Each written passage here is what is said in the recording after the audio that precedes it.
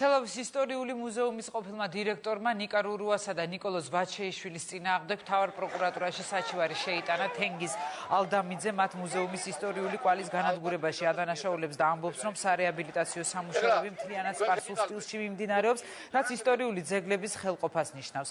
მუზეუმში მიმდინარე სარეაბილიტაციო სამუშაოებთან დაკავშირებით დღეს თელავში აქცია გაიმართა. მუზეუმის ყოფილი დირექტორის განცხადებით, რეაბილიტაციის შედეგად ის ძველი და ისტორიული შენობები დაინგრა, რომელსაც ძეგლის სტატუსი ჰქონდა მინიჭებული.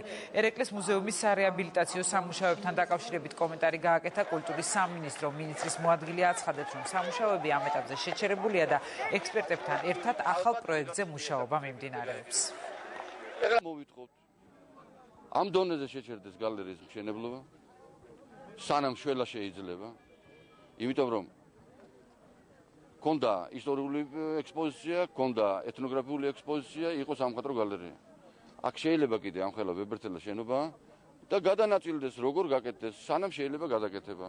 რეკონსტრუქციის პროექტის განხილვა შედგება აუცილებლად, ესე იგი ეს პროცესი აღარ წარიმართება ისე როგორც ხდებოდა წარსულში.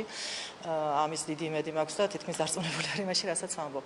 რაც შეეხება და კიდევ იქ საომალოდ კიდევ მუზეუმის შემცვლელი ან სხვა მუზეუმის შენობის აგება არის გათვალისწინებული და ესეც გახდება საჯარო განხილვის საგანი და თუ ის პროექტი, რომელიც წარგენილი იქნება, არ ივარგებს, გამოცხადდება ალბათ კონკურსი და ასე შემდეგ.